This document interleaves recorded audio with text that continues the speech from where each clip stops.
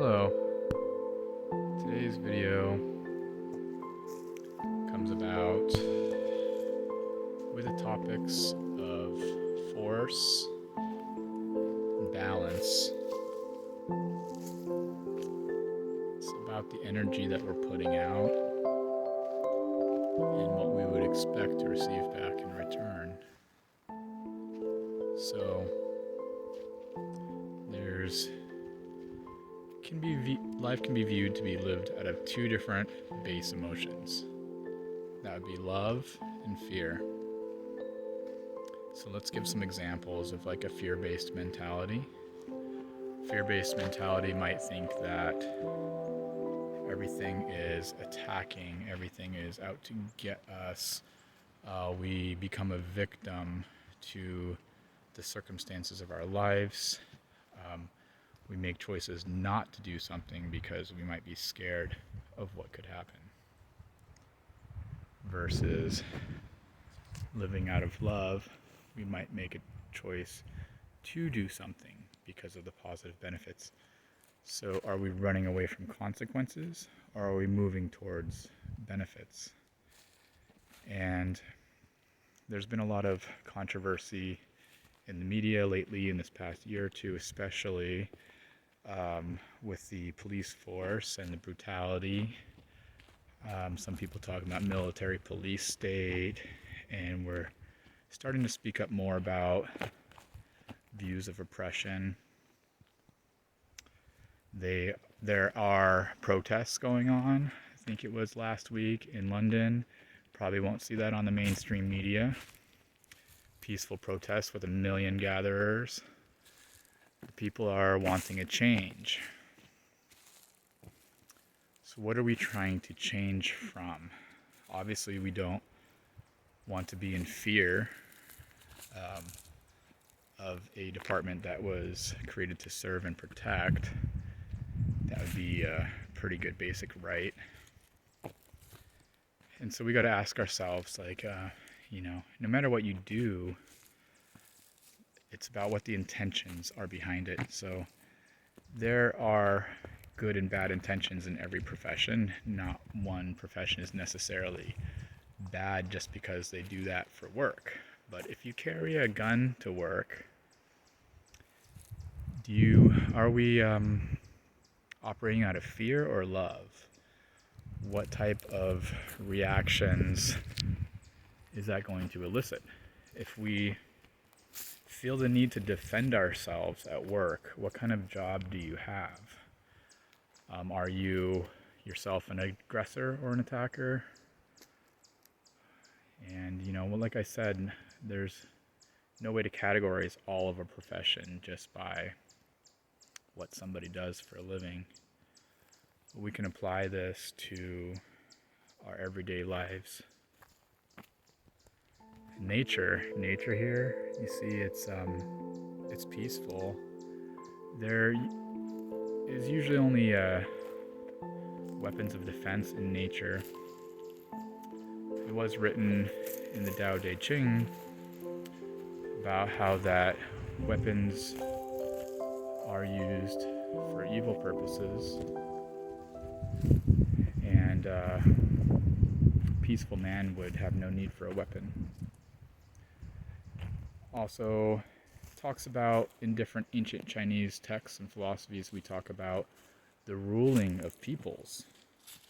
I believe we have books like The Art of War and different things like this, which actually could have been a war strategy book back in the Dark Age times when people were killing each other a lot and taking over lands. But we can apply it to modern day because we have evolved since then, right? We don't need to kill each other anymore. We don't need to conquer. I mean, technology is here where we can all survive off of our lands and participate in commerce and trade and, buy and sell goods to other states and countries peacefully to where everybody's taken care of. So ruling people, what do you think works best? And this goes back to the topics of force. So what would be the better result? Now ask yourself this, because I'm sure you've probably been placed in this position before, either as a child from a parent, or as a citizen from a government, or as a worker in a workplace. But what works better? Does it work better being told what to do and being forced and made to do a certain thing?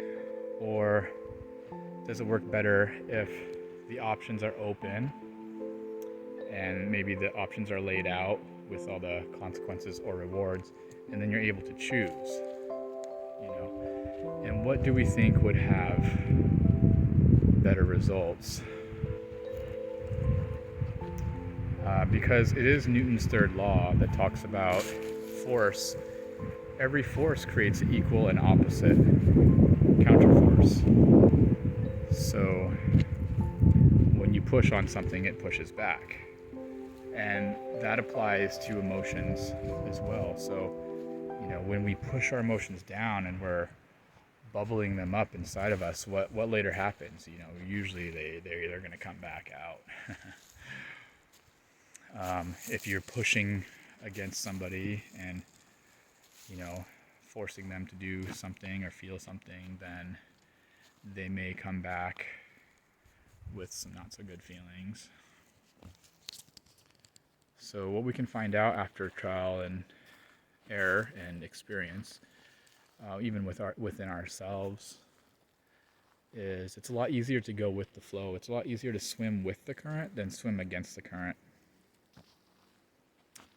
They say if you get pulled out by a riptide in the ocean at the beach, you should swim parallel to shore. You don't swim straight back into shore against the riptide, because you'll exhaust yourself and it'll end up probably carrying you out to sea, where you're most likely drown.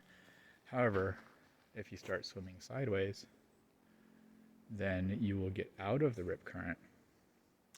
Once you reach a spot where it's not pulling you out anymore, then you can swim back to shore safely and survive.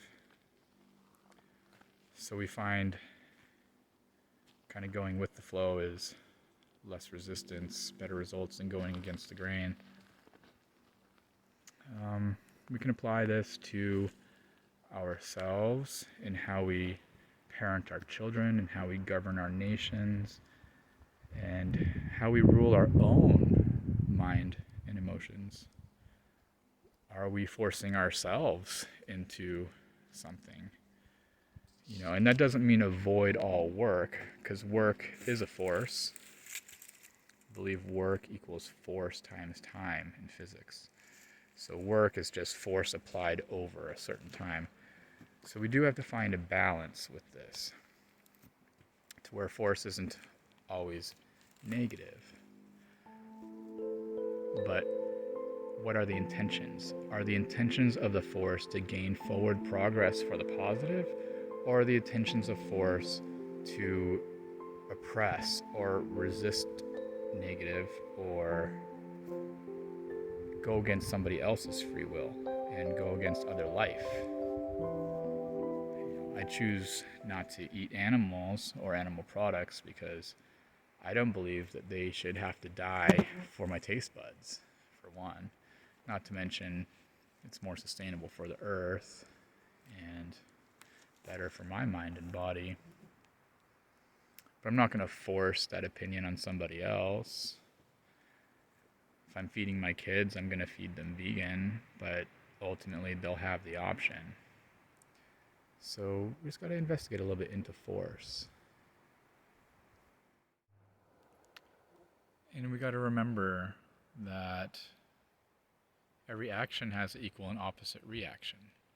So if we're applying force, there's going to be a force that is applied.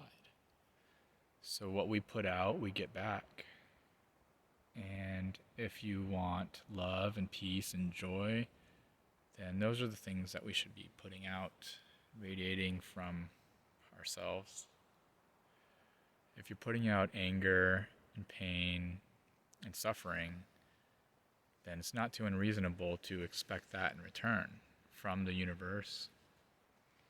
May or may not come from the same situation or individual, but it will come back. That goes with giving too. If we give away $1 to a homeless man on the street, he's probably not going to give you $1 in your future, but somebody else might. The universe is 100% balanced in the long run, despite what we might think. So everything will equal out to zero.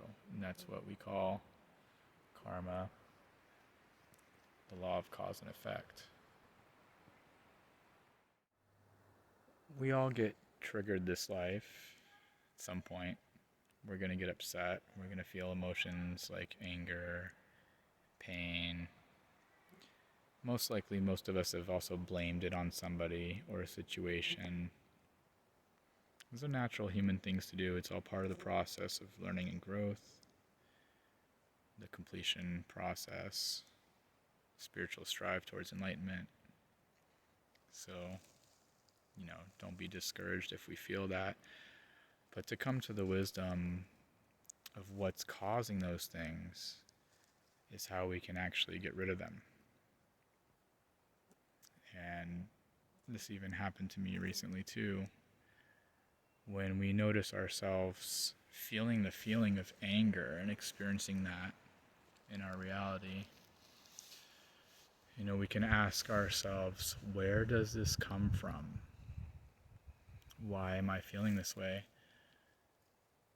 And I can almost guarantee it's not because of the person that triggered you. It's not because of that situation that you have these feelings. And Dr. Wayne Dyer put it very well in one of his speeches I was listening to, and he said, you take an orange and you squeeze an orange, what's going to come out? It's pretty obvious. It's orange juice.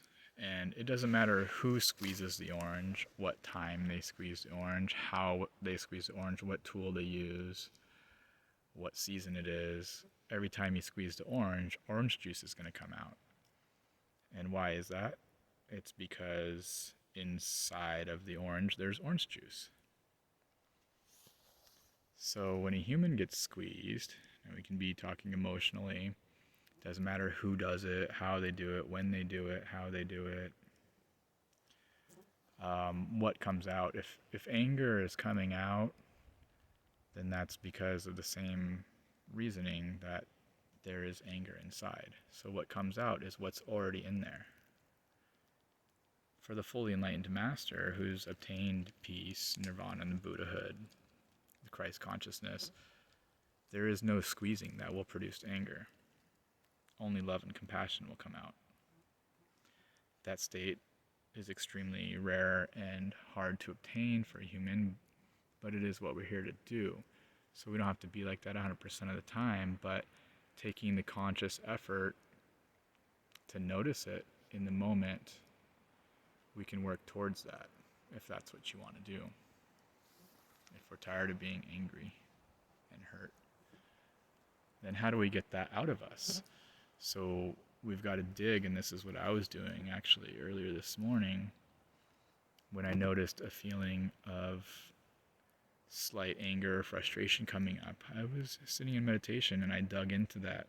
Like, why am I feeling like this? Like, I know this is the situation that triggered it. I know that's not really why I'm upset. Why am I upset? And I was able to, this time, get down to the root of it and picture the child version of myself and, what hurt him? Because anger covers hurt, right? The reason why we're angry is because we're actually hurt. So what was hurting me? Why did I feel that way? And I discovered it was feelings of abandonment, essentially, of there not being that person there to take care of me and to treat me well. And that caused hurt and the trauma at that young age. And we carry this with us for years, decades, sometimes lifetimes. That's okay, but it's heavy. And don't you want to let it go? When we let it go in the act of forgiveness and compassion and coming into that mind state, we no longer carry it with us. So then when we're squeezed, what comes out? Because when we get those negative emotions out, there's only one thing that's left that will come in and take its place. It's like if you exhale all the air out of your lungs, your next breath in is going to be air. Well, unless you're underwater or in a vacuum. But under normal circumstances, air is naturally going to come into that empty space. So in the emotional spectrum, it's love. Love is what's going to come in. Peace, joy. That's what's going to come in when we get the negative out. It's the only thing that's out there. It's what everything's made of. We just have to get rid of those resistances and those filters and those barriers. So, step by step, one day at a time, one step at a time, one instance at a time, one triggering at a time. If that's your goal, then I hope this helps to provide some insight on how to get there and how we can not use things like force and instead be able to use the Tao, use the flow, use the rhythm of life to obtain our goal to live out of peace.